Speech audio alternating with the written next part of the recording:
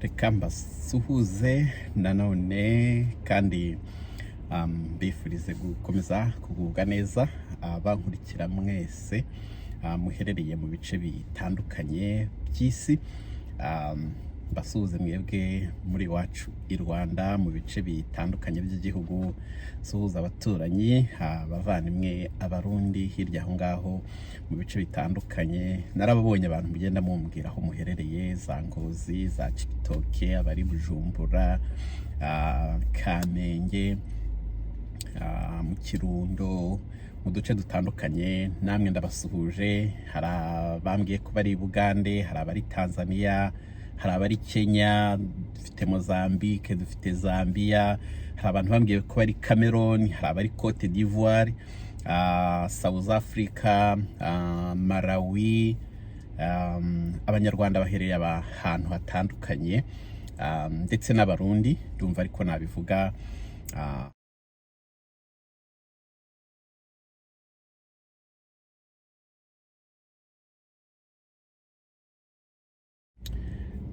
Abanyarwanda bari muri Sudani bimeze bite? Ko twumva hari imidugararo, reka twizere ko muri amahoro. Niba hari abantu bariyo, twabifuriza ku burinzi bw'Imana igakomeza ikabahagararaho, ibintu bikagenda neza. Uyu munsi rero ndanyarutse, mbonye ngifite iminota itari myinshi cyane mbere yuko ntangira akazi. Ndavuga nti reka ngire amakuru make mbasangiza kuri video nabahaye ubushize, mbabwira plan nshyashya ya guverinoma ya Canada ku mibare y'abantu izakira mu mwaka uje ndetse n'indi myaka 2-3 izakurikiraho. Ibyiciro bitandukanye yagiye igabanya imibare, ahandi ikazamura. Navuzeho amakuru atandukanye, ariko ubu ngubu hamaze gusohoka detaye kuri buri cyiciro cy'uko bazagenda bafata umubare runaka bitewe na segiteri bakeneyemo abantu. Uyu munsi rero ndavuga yenda kuri kategori 3 gusa, aho bazamuye imibare. Kategori nyinshi imibare barayigabanyije. Ku bijyanye na work permit ku bantu bari hanze ya Canada, imibare barayigabanyije. Ku bantu baje gukora business kuri immigration ariko bakoresheje kategori ya business, imibare barayigabanyije. Sponsorship ku mugabo cyangwa ku mugore, donc umuntu umwe ari hano muri Canada akaba ashaka gusponsoringa umuntu we uri hanze ya Canada, imibare naho barayigabanyije. Refugee and protected persons naho imibare barayigabanyije, donc umubare w'impunzi bafataga naho barawugabanyije. Ubwo binavuga yuko abashobora kuzajya bemererwa protection mu gihe bayisabye bari muri Canada, uwo mubare nawo uzagabanuka. Humanitarian and compassionate and others, uwo mubare nawo barawugabanyije. N'indi kategori abantu bajyaga bakunda gukoresha cyane cyane bari hano muri Canada, igihe batari eligible ku zindi kategori zishobora gutuma baguma muri Canada, noneho bagakoresha iyo nzira. Nzayivugaho kwayo kuko numvise hari abantu bayimbazaho kandi bari mu gihugu. Kategori rero mvugaho bazamuyeho imibare ni kategori ya French speaking permanent residence. Iyo ni imwe muri pathway bazamuyeho imibare bazagenda bafata abantu mu buryo butandukanye. Iyi kategori bazafata 30,267 mu mwaka uje 2026, mu gihe umwaka uyu turimo 2025 target ko ari gufata 2029. Ntabwo bazamuye cyane, ni nk'abantu nka 900 bongeyeho, ariko nibura murabona ko umubare w'abantu bazafata muri iyi kategori y'igifaransa bawuzamuye. Indi kategori bazamuyeho cyane ni kategori ya express entry, donc abantu bashobora gusaba permanent residence banyuze muri express entry. Bazamuyeho 26,000. Uyu mwaka 2025 target kwari gufata 82,980, hanyuma umwaka uje bazafata 109. So aho naho imibare bayizamuye. iyo bazamuye imibare rero y'abantu bakeneye, bivuga ko na rya nota bafatiraho nk'uko mubizi ko ari system ikoresha points, ni ukuvuga ko n'inota riragabanuka kugira ngo babashe kumitinga target baba bashyizeho. Indi kategori bazamuye ni kategori ya provincial nomination programs. Iyi ni kategori aho province zishobora gutanga nomination ku bantu babona ko bazagira uruhare mu iterambere ry'izo province, bo bakagwa nomination, bakavuga bati uyu muntu turabona yatugirira umumaro, hanyuma federal government nayo ikakoresha assessment yayo na requirement ikareba kuzimitinga, ikaba yakwemerera gusaba permanent residence. Iyi kategori rero yo barasa nkaho benze gukuba kabiri ugereranyije n'imibare bari barashyizeho uyu mwaka target byari 55,000, umwaka uje ni 91,500, bongeyeho 36,500. Murumva ko iyi mibare yazamutse cyane. Navuga ko abantu bashobora kuzagira amahirwe mu ma province, mu provincial nomination, umubare ni munini. Navuga ko kugira ngo ugire amahirwe muri province no gutagatinga nka province ushobora kuba ufitemo famille. N'urugero kubera ko bene izo province akenshi usanga hari ama points ziguha iyo ufite umuntu wawe uba muri iyo ntara. Urugero harimo intara ya Saskatchewan ifitemo iyo option, iyo ushaka gushaka nomination unyuze mu maporogaramu aba haratandukanye, iyo hafite umuntu mufitanye isano babiguhera ama points. Intara ya Manitoba nuko kugira ngo bashe kubona nomination ya Manitoba unyuze mu cyo bita express entry, ariko muri Manitoba naho ukaba hafite umuvandimwe, ibyo nabyo babiguhera ama points. Navuga ko kuba skilled workers bari hanze ya Canada, kugira ngo ube eligible yo kuba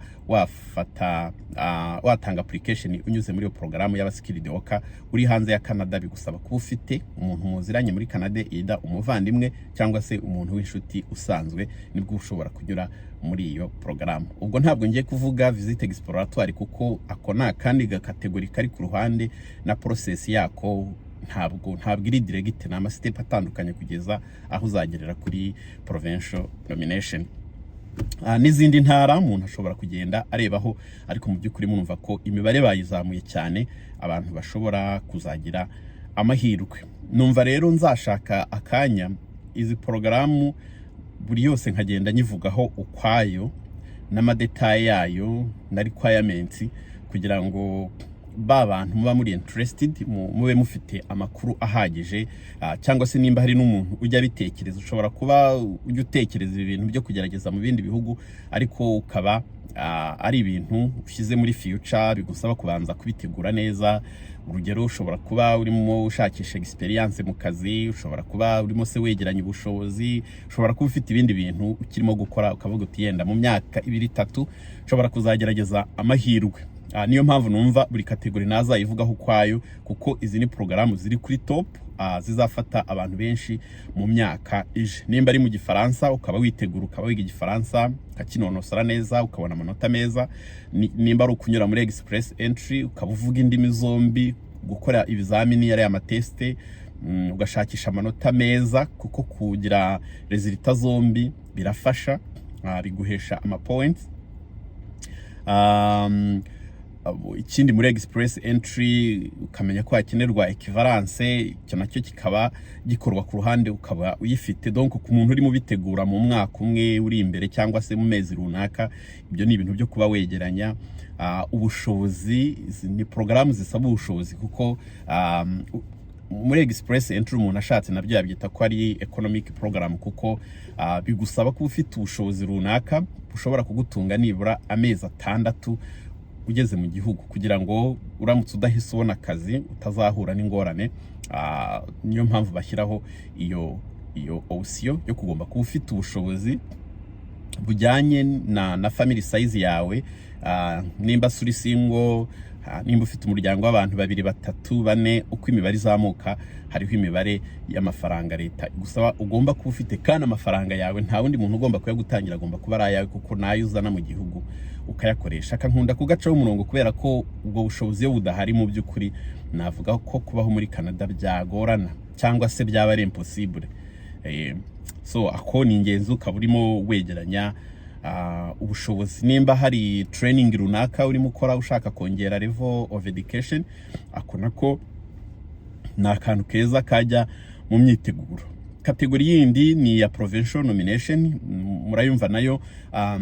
Provincial nomination ikunda gusa nk'igiramo challenges kubera ko abantu baza kwiga muri Canada bavuye mu bihugu bitandukanye ku isi, kandi umuntu wese uje kwiga yenda ne kugira 100%, ariko majority y'abantu baza kwiga abatekereza ko ashobora kuzarangiza agashaka uko akora, akashaka ibyangombwa akaba yatura. Bivuze ko rero ama province adafitemo amakategori yihariye ngo avuge ngo harimo kategori y'abanyeshuri, urugero abantu bafite experience muri iyo ntara bahize cyangwa bahakoze, noneho ikaba ari kategori iri en general ku buryo nuri hanze ya Canada ashobora kugerageza. Akenshi iyo ngiyi ibishobora kuba ari very competitive kubera ko urumva ihuzamo abantu benshi, kandi bashobora kugira amahirwe cyane, babona n'ama points menshi na abantu bize muri iyo ntara kuruta umuntu uri hanze ya Canada, kuko umuntu wize muri iyo ntara abakurusha amahirwe, so bamuhera amanota ko afite iyo experience yo kuba yarahize. Ni nka connection niko tubyita, aba yaratangiye kwintegra muri iyo societe, yaramaze kumenya uko yashakisha ubuzima, azi kumuvinga around. Ibyo byose barabikonsidera, so uwo muntu ashobora kugira amahirwe kugira umuntu kurusha umuntu uri hanze ya Canada. Hakabamo intara ziba zarakasemo udusabu categories, aho bavuga ati iyi ni kategori y'abafite experience muri iyi ntara, ubwo nabahize nabahakoze. Hakabamo kategori y'abari overseas, abantu bari hanze ya Canada. Hakabamo yenda na kategori y'abashoramari, ushobora kubifata gutyo muri ibyo byiciro nka bitatu. So ayo makuru rero ni amakuru y'ingenzi numva nazabashakira, nkegeranya mu ntara tubona zifitemo potential yo kuzakira abantu benshi, noneho umuntu akagenda areba kategori z'abantu batandukanye n'ama requirements kugira ngo abantu babe bashobora kugerageza.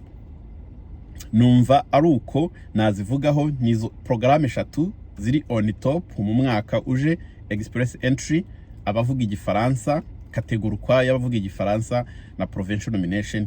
Aho ngaho niho bazamuye imibare, ibindi byose nkuko nabivugaga baragabanyije. So ubwo rero nzabarebera detaye zihariye kuri buri programu, nzajye nyibasangiza, hanyuma abantu mukomeze mwitegure, mukomeze mugerageze amahirwe. Ntabwo nzi nimba ndi bushobore kubaha iyi video uyu munsi, nyifashe ari Sunday. Nindamuka mbishoboye ubwo abari buyibone, ndababwira yuko ejo Monday nzajya live mu masaha muri ku isaha ya Canada Central Time saa 5 z'amanywa. Ubwo ushobora guhita umenyaho amasaha yawe azaba ari bitewe naho uherereye. Hanyuma mu Rwanda no mu Burundi muri kudusiga amasaha 8, ni ukuvuga ko muzamugeze saa 1 z'ijoro. Ayo masaha nzagera live, ndashaka kuzababwira ku bijyanye na programu leta yatangije umwaka ushize yo kuza uje kwiga mu ishuri ry'igifaransa, hanyuma bikazana guhesha amahirwe yo guhita utangira process yo gutura usoje kwiga. Ni programu yihariye itandukanye no kuza kwiga bisanzwe. So nararebye nsanga maze umwaka urenga nyivuzeho, kandi muri icyo gihe abantu bankurikiraga bari bakeya, bivuze ko hashobora kuba hari abantu benshi iyi programu batayizi. So nshobora kuzongera nkayivugaho, nzayivugaho live ejo, mbabwira ama requirements yose n'ama university abantu bashobora kunyuramo n'icyo bisaba, kugira ngo murebe ko hari abantu bashobora kuba bagerageza ayo mahirwe. Ubwo ni ubundi buryo mwumve ko muri cya gifaransa turimo kuvuga, iyi programu nayo izagira abantu izafata, kandi nabo bazabarirwa muri ya kategori y'abantu bakoresha igifaransa, kuko ho uzamara kwiga uhita utangira process yo kubona permanent residence hamwe n'umuryango wawe kuba bafite imiryango, ndetse n'umuryango wawe ushobora kuwuzana uramutse ufite ubushobozi buzakwemerera kuwuzana, kuko bizaba bigusaba kuba ufite ubushobozi bwagufasha kubaho mu gihe uri ku ishuri. Numva rero nzayirambura niyo nzavugaho ejo. Ubwo abumva bashobora kuba barizwa muri izo kategori mukoresha igifaransa, mushobora kubona ubushobozi bwo kwishyura ishuri ryo muri Canada kuko riba rihenze, mwazakurikira mukumva nimba hari icyo mushobora gukuramo, ubundi mukigerageza amahirwe. Ndumva rero ari uko bimeze. Reka mbifurize gukomeza kugubwa neza. Iyi video nibageraho yenda mutaratangira undi munsi, ndabifuriza gusoza icyumweru neza mugatangira ikindi mu mahoro. Ubwo turi kumwe ku bazashobora kuboneka kuwa mbere saa 5 ku isaha ya Central Time muri Canada na saa 1 mu Rwanda no mu Burundi. Ubwo n'ahandi mushobora kubara amasaha mukumva uko bizaba bimeze. Mukomeze kugubwa neza, mukomeze kugira amahoro, muhahe muronke, kandi Imana ihe umugisha imirimo y'amaboko yanyu n'ibyo mugerageza gukora byose. Turi kumwe. Ciao ciao.